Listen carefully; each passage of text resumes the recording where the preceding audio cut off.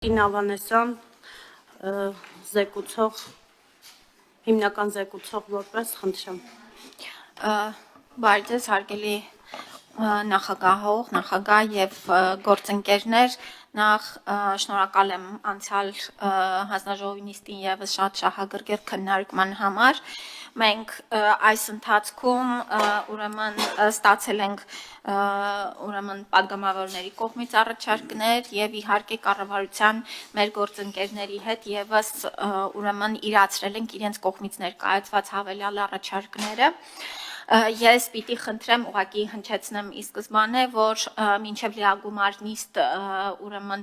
օրենքը եւ հարակից օրենքների փաթեթները ներկայացնելը եւս հնարավորություն ունենք որոշակի խմբագրական ուղումներ իրականացնելու, այս մասով էլ պիտի խնդրեմ ձեր ուրեմն համագործակցությունը այս առումով, որովհետև իսկապես մեծ փաթեթ է օրենսդրական եւ գուցե դրա կարիքը լինի։ Ես փորձեմ ուրեմն ընդհանուր առմամբ առաջարկների մասով ներկայացնել, որ եւ առաջինը անդրադառնալ մեր ուրեմն Հայաստան խմբակցության падգամավորները առաջարկներ էին ներկայացրել եւ իհարկե դրանք նաեւ քննարկել ենք հանձնաժողովի առաջին նիստի ընթացքում 63-ից 65 տարեկան անձանց ներառելու եւ նաեւ միակողմանի ծնողազուրկ երեխաներ ուսանողներին մինչեւ 26 տարեկան ուրեմն մինչև 23-ը եւ այնտեղ ուսուցման մեջ գտնվողները երկկողմանիները մինչև 26-ն ենք ներառել։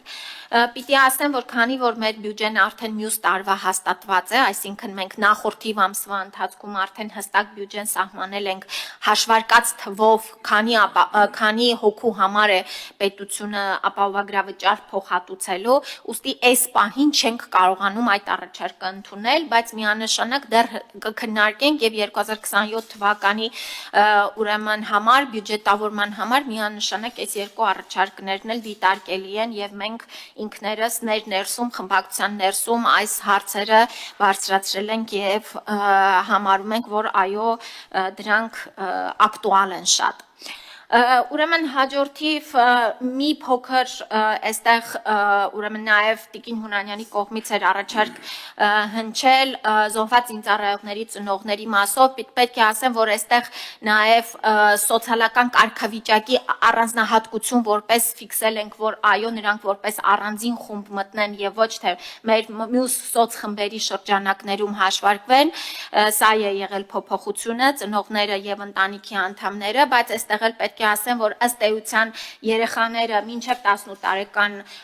ուրեմն կարգավիճակով կմտնեն, ծնողները 65-ից պլյուս կունենանք միայն այդ մինչև 65 տարեկան եւ եթե կին ամուսին ունենք այս անձինք եւս կներառվեն պետության կողմից ապահովագրվողների ուրեմն խմբում։ Պիտի նշեմ, որ այստեղ ուրեմն որոշակի փոփոխություններ են իրականացվել գործատուների կողմից հաշվարկման եւ հաշվետվությունների ներկայացման մասով, պիտի ասեմ, որ մեզ համար 2026 թիմը անցումային տարի է եւ մեր բոլոր այս ուրեմն տարվա ընթացքում նաեւ մեկնարկին համահունչ բոլոր առանձնահատկությունները ուրեմն օրենքով չկարգավորված եւ այս պահին ի հայտ եկած խնդիրների մասով մենք ժամկետներ ենք դրել հենց օրենքի մեջ, որ մինչև 6 ամիս ժամկետում մենք պետք է առաջարկներով հանդես գանք մեր առաջնակի մոնիտորինգի արդյունքում օրենսդրական փաթեթի մեջ որոշակի փոփոխություններ իրականացնելու։ Ես այստեղ էլ ուզում եմ ասել, որ քանի որ սա նոր համակարգ է, միանշանակ առաջանալու են հարցեր, խնդիրներ, հավելյալ կարգավորման անհրաժեշտություններ եւ իրավակիրառ պրակտիկան մեզ թելադրելու է որոշակի օրենսդրական փոփոխություններ, այս մասով էլ ուզում եմ նաեւ հանրությունը տեղյակ լինի եւ ակնկալի, որ առաջիկա ամիսներին եւս մենք ակտիվ բաց քննարկումների մեջ կլինենք եւ հավաքագրելով բոլոր առաջարկները, խնդիրները եւ լուծման տարբերակները հանդես կգանք որոշակի ուղղիչ փոփոխությունների փաթեթով։ Ուրեմն առաջին ըստ էության ամենակարևոր հանգամանքներից եմ ուզում նշել, որ օրենքի ուժի մեջ մտնելու ժամկետի մասով մենք ունենք փոփոխություն, որ այն կմտնի ուժի մեջ ստորագրման հաջորդ օրվանից եւ առաջին հաշվարկային ամիսը ապահովագրավճար վճարողների համար կդիտարկվի նոյեմբեր ամիսը։ Ինչու ենք վերցրել նոյեմբերը, որովհետեւ ըստ էության դեկտեմբերը աշխատավարձերի եւ պարգևավճարների հավելյալ ուրեմն հաշվարկների առումով շեղող ամիս է եւ դրա համար դիտարկել ենք նոյեմբեր ամիսը։ Այսինքն օրենքը ուժի մեջ կմտնի դեկտեմբերին, ստորագրման հաջորդ օրվանից, որպես հաշվարկային աշխատավարձի բազա կդիտարկվի նոյեմբեր ամիսը, վճարման առաջին ամիսը կլինի հունվար ամիսը, հունվարի մինչև 20-ը, բայց մինչև հունվարի 20-ը հաշվարկը կիրականացվի դեկտեմբեր ամսվա հաշվարկի վրա, այսինքն պահումը այդ 300 դրամի կամ մյուս սանդղակների պահումները կիրականացվեն դեկտեմբեր ամսվա աշխատավարձից հունվար ամսվա ընթացքում։ Բայց այստեղ էլ ուզում եմ նշել նաև այս մասով պետությունը եւս կառավարությունը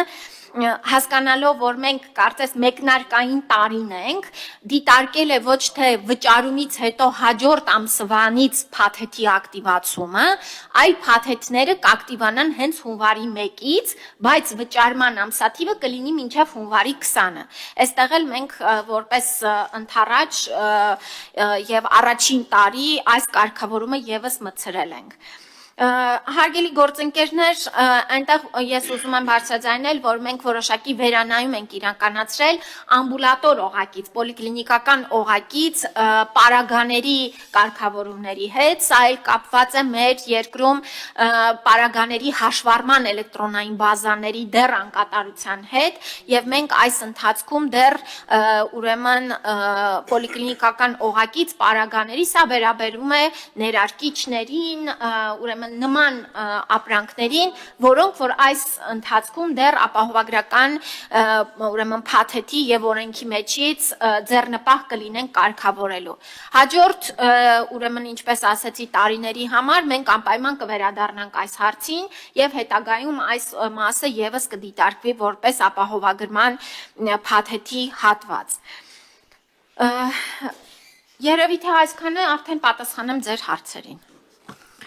Տիկին Ավանեսյան, շնորհակալություն զեկույցի համար, շատ լավ էր, որ անդրադարձակ պարագաների հետ կապված, որովհետև այսպիսի մի մեծ խնդիր առաջացավ, որ կարող է հանկարծ էնդոպրոթեզները, ինչպես նշել էիք, տարբեր ապարատներ, որոնք տեղադրվում են մարդու մարմնի մեջ, դրանք դուրս գան փաթեթից, այնուամենայնիվ դրանք փաթեթից դուրս չեն գալիս եւ ապահովագրական ծառայությունների շրջանակներում դիտարկվում են։ Ես ճիշտն ասած ուզում էի մեր արհմիությունների հարցը բարձրաձայնել Տիկին Ավանեսյան, որովհետև մեզ գրել են արհմիությունները եւ կարդամ հարցը, խնդրեմ դուք պատասխանեք 3 հարցերին։ Համաձայն ՀՀ հարկային օրենսգրքի 156-րդ հոդվածի յուրաքանչյուր տարվա եկամուտների հայտարարագրերը աշխատող ֆիզիկական անձիկ կարող են լրացնել հաջորդ հարկային տարվա մարտի 2-ից մինչև հուլիսի 1-ը։ Այսինքն 2026 թվականի համար հայտարարագիրն աշխատողը կարող է ներկայացնել մինչև 2027 թվականի մարտի 2-ից հետո, այլ ոչ թե հենց 26 թվականին։ 2026 թվականի մարտից աշխատողները կարող են ներկայացնել միայն 25 թվականի հայտարարագրերը։ Ուստի իրենք ուզում են իմանալ այդ 6000 դրամները, որոնք պետք է հետվճար ստանան հայտարարագրերը լրացնելուց հետո, նրանք երբ են ստանալու, երբվանից են ստանալու։ Մյուս հարցը 63-ից 65 տարեկան քաղաքացիները երբվանից են մտնելու ապահովագրական համակարգի մեջ եւ երրորդ հարցը ինչպիսի կարգավիճակով են ընդգրկված ուսանողները։ Շնորհակալություն։ Հերթով պատասխանեմ։ Ուրեմն 200-ից 201-ից ինձ հաշվապահները ուղղում են 201-ից 500,000 դրամ ստացող աշխատավարձ ստացող անձանց համար սոցկրեդիտի ձեր կողմից նշված հատվածը, քանի որ մենք հասկանում ենք, որ դժվար է այդ տարի վճարել, հետո հաջորդ տարի հետ ստանալ, այս պատճառով կառավարությունը որոշում է կայացրել, որ նրանց սոցկրեդիտների 6000 դրամը հենց 2026 թվականին ամեն ամսյա տրամաբանությամբ կսուբսիդավորվի։ Այսինքն այս խմբի քաղաքացիները 2026 թվականի իրենց սոցկրեդիտները կստանան հենց 2026 թվականի ընթացքում սուբսիդավորման տրամաբանության մեջ։ Այստեղ պիտի առանձնացնեմ սոցփաթեթի շահառուներին, որովհետև սա էլ շատ կարևոր է։ Տեսեք, այսօր սոցփաթեթի շահառուներն էլ սոցկրեդիտից չեն օգտվում, որովհետև պետությունը առանձին ֆինանսավորման համակարգ ունի 6000 դրամների։ Պիտի տարբերակենք, այսինքն սոցկրեդիտ ստացողների համար 200-ից 500 հազար աշխատավարձ ունեցողների ուրեմն սոցկրեդիտը կսուբսիդավորվի հենց 2026 թվականին, հաջորդիվ 500 հազար դրամից ավել ստացողների համար նրանք այո 2027 թվականին կներկայացնեն հայտարարագիրը եւ հետ կստանան իրենց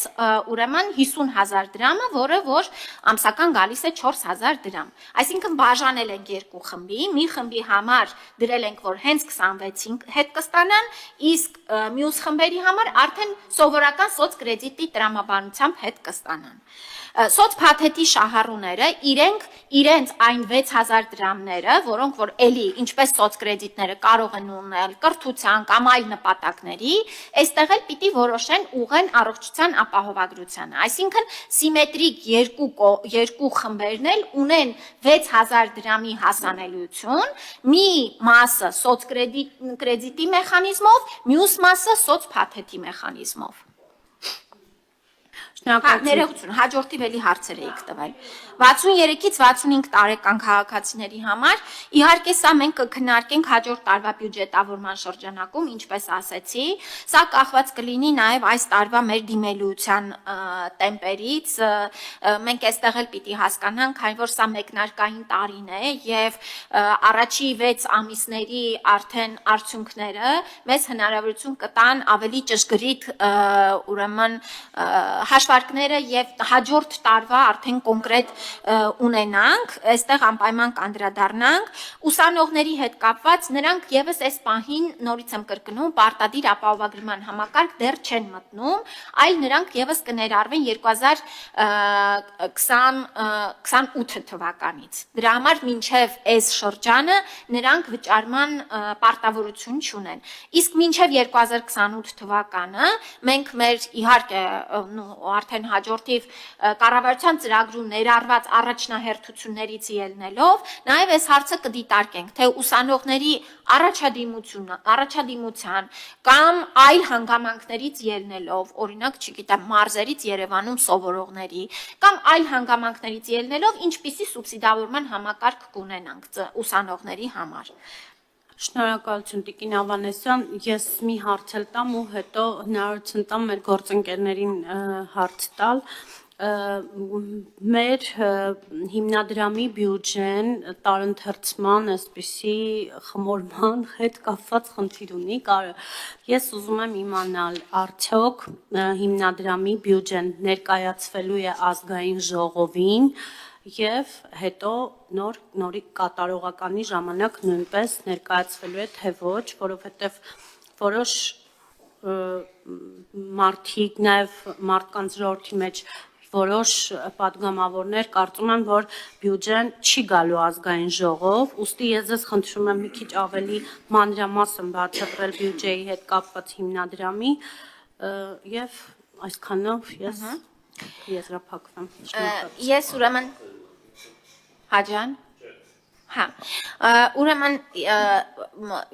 ես ինչ որ հիմա ասեմ, խոսում ենք արդեն 2027-ի մասին, որովհետև 26-ը արդեն ոնց որ մեկնարկային առաջին տարին է։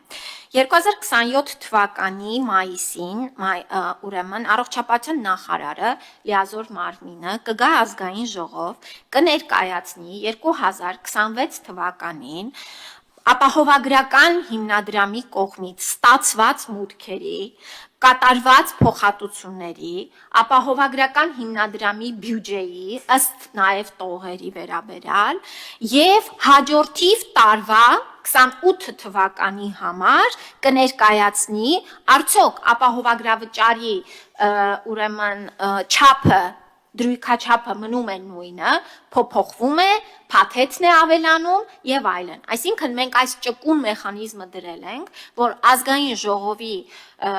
ուրեմն շրջանակներում ամեն տարի այս հարցը պետք է քննարկվի։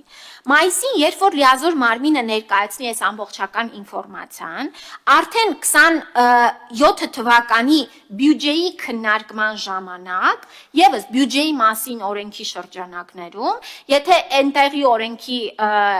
ուրեմն այնտեղի ներկայացման ընթացակարգերում կլինեն որոշակի վերանայումների կարիք, դա էլ կարող ենք անել, որ այո, գալու են նորից բյուջեի քննարկման ժամանակ մանրակրկիտ ներկայացնի, թե հաջորդ տարվա բյուջեի մեջ ինչ խմբեր են ավելանալու, ինչ դրույքաչափ է լինելու, պետության կողմից փոխհատուցման չափը ինչքան է լինելու, պետպատվերի հատվածը ինչքան է լինելու եւ իհարկե այդ բյուջեի որ հատվածն է գնալու ապահովագրական հիմնադրամի ծախսերին։ Այս մասերը հիմնավորումները եւ